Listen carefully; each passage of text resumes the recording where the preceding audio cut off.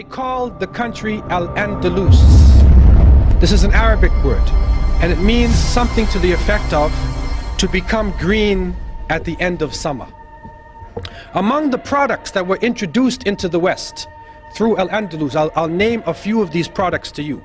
Cotton, paper, glass mirrors, street lamps, salt, colored glass, silk, satin, pepper, cinnamon, handkerchiefs, deodorant, kerosene, linen, firearms, cotton balls, paper money, postage stamps, book binding, clocks, ceramic tiles, nitric acid, soap, astrolabes, compasses for navigation, slide rules, rulers, surgical instruments, windmills, spinning wheels, rose water, maps, globes, citrus and nectar fruits, carpets, eyeglasses, curtains, test tubes, porcelain, fine furs, velvet, almanacs, and encyclopedias. So you can see right away that some of the contributions that they have made, that's a legacy in itself. Because we are benefiting from this, and I can go on with the different aspects of culture that the Muslims developed in that part of the world and other parts of the Muslim world, and they made it in such a way that it was usable for Western society, and it helped Europe to come out of the Dark Ages. Things had really fallen and Europe was not central to the world anymore. But while the non-Muslim historians refer to the Dark Ages of Europe, just in Western Europe you had this amazing state of Andalus, of Muslim Spain, and out of there you had cities like Cordoba, and Cordoba at that time was the largest city in the world.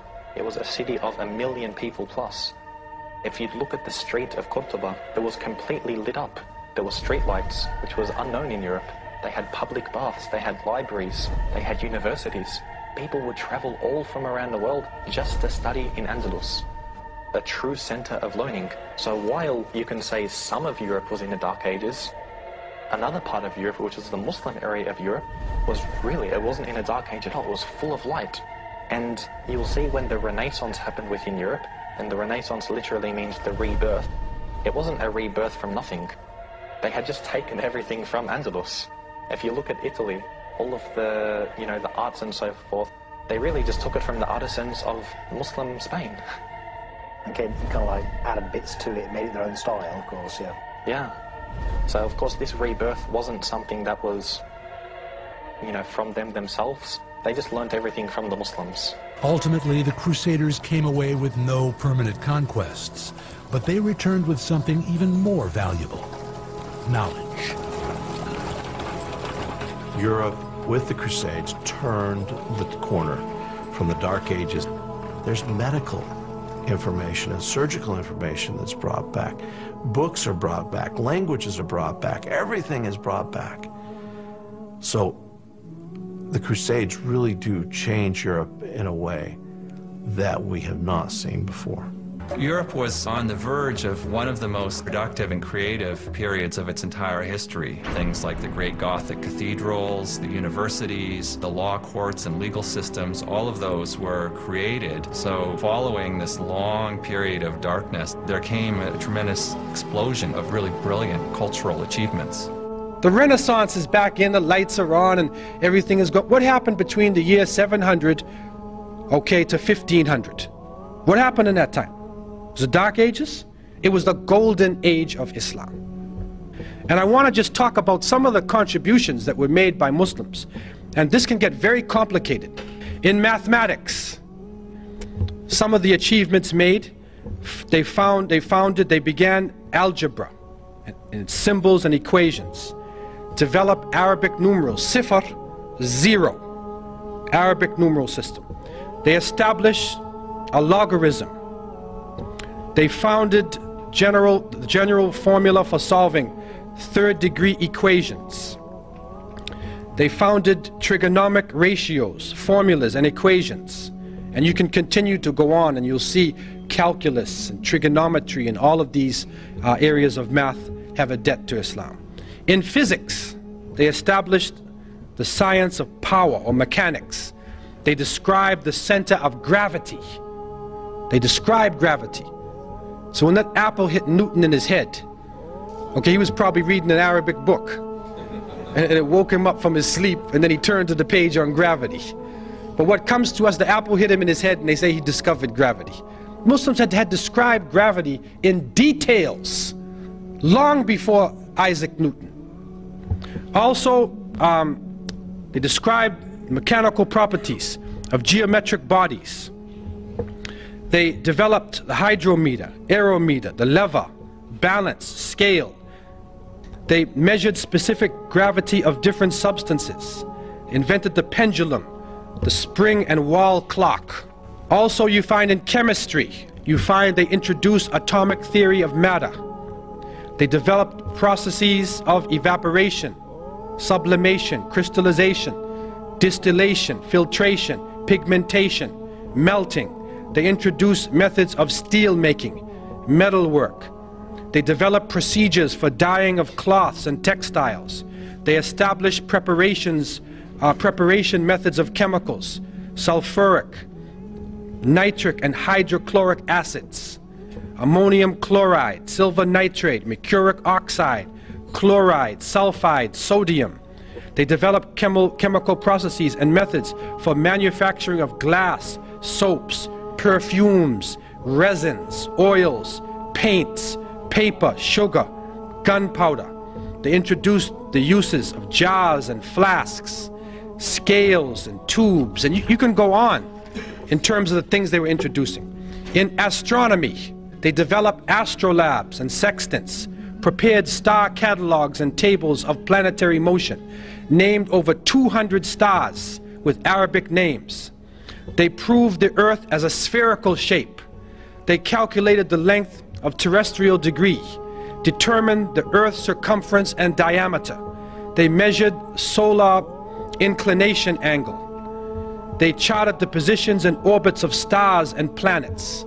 In medicine, you find they performed gynecology, obstetrics. They wrote medical encyclopedias. They performed therapy procedures. They prepared mercury ointment. They discovered a blood circulation and described the pulmonary circulation and the function of lungs.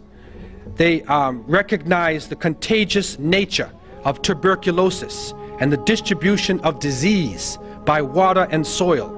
They performed surgical treatment of eyes, ears, and teeth. They used and described over 200 surgical instruments. Over 200 surgical instruments. It's amazing. They describe 130 eye diseases, and they characterize 143 drugs. In pharmacology, they prepared alcohol, acids, nitrates, carbonates. They introduced the use of picrotoxin. They prepared chemical medicaments in pills and solutions. They established chemist shops for dispensing prescriptions. They introduced to Europe quite a number of medicines and herbs which betray their Arabic name. Al-Kanna, alcohol, alcohol. Alcohol is Arabic word. Al-Kali, alfalfa, camphor, cotton, hakim, jasmine, saffron, etc. In geography, they invented many geographic and surveying instruments and devices. They prepared many accurate and detailed nautical and land road maps of the world. They calculated and prepared ephemeris tables of ocean tides and seasonal winds. They described the lands and the natives of the New World in their reports. Now, someone would say, well, how do they know this? And you go on in astronomy, history, a number of subjects. How would they be so good in these subjects? I want to take two areas. In the area of geography and astronomy. So what is important about the stars and direction? What is important about the geography of the world? All of the Muslims, up until now, are concerned with direction. Because every time we pray toward Mecca. So therefore, wherever you are, you have to determine where Mecca is. So therefore, it was a natural thing for Muslims to get into the direction and always to be looking at the sun to know what time of day it is, because of the cycle of prayer. It's a natural thing. Also, pilgrimage to Mecca. Every Muslim should try to make pilgrimage to Mecca once in a lifetime. And so therefore, these complicated works in geography, like international road maps, were developed especially for Muslims to be able to travel from, say, China or India or West Africa or Northern Europe and travel to Mecca. Getting back to Spain now, we find that they were able to, for instance, take water and bring the water down from a mountain using aqueducts, using canals, and canal it all through the cities so that every house had access to running water. And they did that without destroying anything or damming anything up or blocking anything. They did it in such a way they were using gravity. This is a holistic way of approaching things. And if you go to Granada today, you will still see the waterworks are being used from the time of the Muslims. The water is flowing all over the place. And this was a great accomplishment that they made.